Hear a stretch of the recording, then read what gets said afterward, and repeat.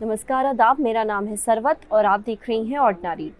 Priyanka Chopra UNICEF की brand ambassador हैं, तो उस नाते उनको दुनिया भर में लोगों के भलाई के लिए जो भी प्रोजेक्ट स्टार्ट होते हैं उसमें हिस्सा लेना होता है। वो अलग अलग देश जाती हैं, जो लोग मुसीबतों में या बुरी कंडीशंस में रह रहे हैं उनसे वो मिलती हैं।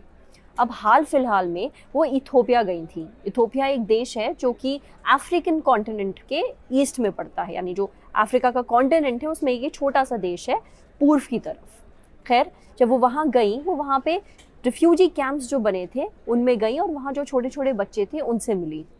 उसकी तस्वीरें भी सोशल मीडिया पे डाली प्रियंका ने।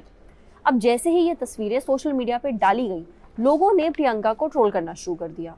अब आप ये सोच रहे होंगे कि भाई प्रियंका तो इतना भला काम कर रही हैं, उनको कोई ट्रोल क्यों करेगा। दरअसल वजह ये है कि लोगों को इस चीज़ से दिक्कत थी कि प्रियंका दुनिया भर में अलग अलग देश तो जाती हैं, अलग अलग देशों के रिफ्यूजी कैंप्स में जाती हैं, पर वो हिंदुस्तानी लड़कियों के लिए क्या कर रही हैं। तो आइए चलिए हम आपको मामला थोड़ा तफसील से बताते हैं।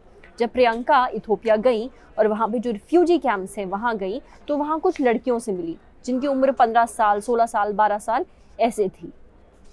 एक लड़की की कहानी प्रियंका ने अपने इंस्टाग्राम पे डाली और जो लड़की है उसका नाम है हसीना और वो 15 साल की है। उसकी कहानी काफ़ी इंस्पिरेशनल है, क्योंकि जब वो छोटी थी, 7वीं ग्रेड में थी और उसकी उम्र 12 साल थी, उस वक्त वो अपनी बहन और उसके पति के साथ रहती थी। एक दिन उसे ये पता चला कि उसकी बहन का जो पति है वो चोरी छुपे उसकी शादी एक आदमी से तय कर रहा है जो उम्र में काफ़ी बड़ा था उससे। अब उस वक्त तो वो कुछ नहीं कर पाई।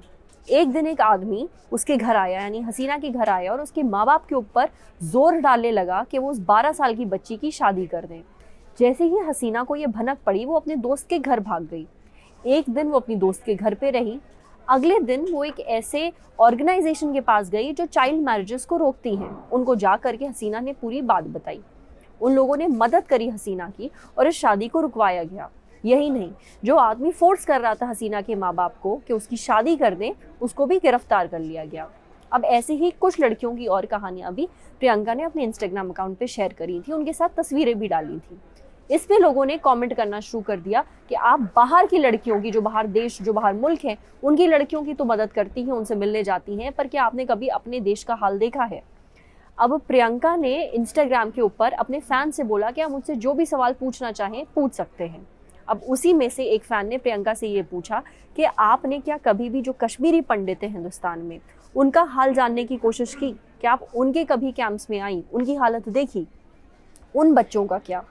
तो उसमें प्रियंका ने जवाब दिया कि मेरे लिए बच्चा एक बच्चा है और हम ग्लोबल सिटीजन हैं। हम सिर्फ किसी देश के नागरिक नहीं हैं, हम इस पूरी दुनिया के नागरिक हैं और उन बच्चों का जो फ्यूचर है, उनकी जो सलामती है, उसकी जिम्मेदारी हमारी है।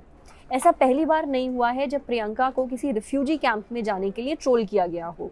इससे पहले यानी मई 2018 में वो बांग्लादेश गई थी और वहाँ पे जो रोहिंग्या कैंप्स थे वो वहाँ गई थी। उस वक्त लोगों ने उनको बहुत बुरी तरीके से ट्रोल किया था। ये कहा गया था कि आप कश्मीरी पंडितों की मदद नहीं करती हैं, आप उनसे मिलने नहीं आती हैं, आप रोहिंग्या से मिलने बांग्लादेश पहुँच गई। उस वक्त भी प्रियंका ने ये सफाई दी थी कि जब मैं रिफ्यूजीज़ की बात करती हूँ तो मैं सिर्फ रोहिंग्या रिफ्यूजीज़ की या फिर किसी एक पर्टिकुलर देश के रिफ्यूजी की बात नहीं कर रही, मैं इस पूरी रिफ्यूजी कम्युनिटी की बात कर रही हूँ। अब एक बात बताइए, आप और हम जो अपने घर में बैठ करके उस घर की हिफाजत के अंदर से बड़े बड़े कमेंट्स करते हैं सोशल मीडिया के ऊपर कि आप ये नहीं करती, आप वो नहीं करती, क्या आपने और हमने मिल करके कभी भी किसी भी रिफ्यूजी, चाहे वो कश्मीरी पंडित हो, चाहे वो रोहिंग्या हो या कोई भी हो, जिसके लिए भी आप फील करते हैं, कुछ किया है? नहीं ना। एक बात बताऊं, चाहे कश्मीरी पंडित हो जो किसी रिफ्यूजी कैंप में रह रहा हो, चाहे सीरिया का कोई रिफ्यूजी हो जो अपना देश, अपना मुल्क, अपना घर छोड़ करके किसी दूर दराज देश में एक छोटे से टेंट में 20 लोगों के बीच रह रहा हो, वो आपस में एक दूसरे की हालत हमसे ज़्यादा बेहतर समझते हैं, क्योंकि उन्होंने एक जैसी परिस्थितियों का सामना किया है। अपना घर छोड़ा, अपना देश छोड़ा, अपने लोग छोड़े, नौकरियाँ छोड़ी, पैसा जो भी कमाया था सब छोड़ा, उन सब की हालत एक जैसी है। हम लोग अपने घर पे बैठ करके सिर्फ टॉन्ट करते हैं, कमेंट करते हैं, पर जब बात करने की आती है हम सिर्फ सोशल मीडिया के ऊपर कमेंट करके रह जाते हैं। एक्शंस ज़्यादा बेटर होंगे। तो जो लोग प्रियंका को इस चीज़ के लिए ट्रोल कर रहे हैं, अगर आप रिफ्यूजी कम्युनिटी के लिए इतना फील करते हैं तो बेटर है आप इसमें प्रियंका का साथ दीजिए और उन लोगों की मदद करिए जो इन परिस्थितियों में रह रहे हैं। आपकी क्या राय है इस पूरे मुद्दे के ऊपर, हमारे साथ कमेंट सेक्शन में ज़रूर शेयर करिए। अगर ये वीडियो आप फेसबुक पे देख रही हैं तो प्लीज़ हमारी फेसबुक पेज को लाइक करिए।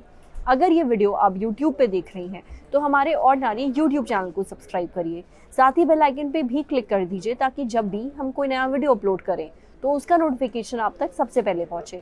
Thank you.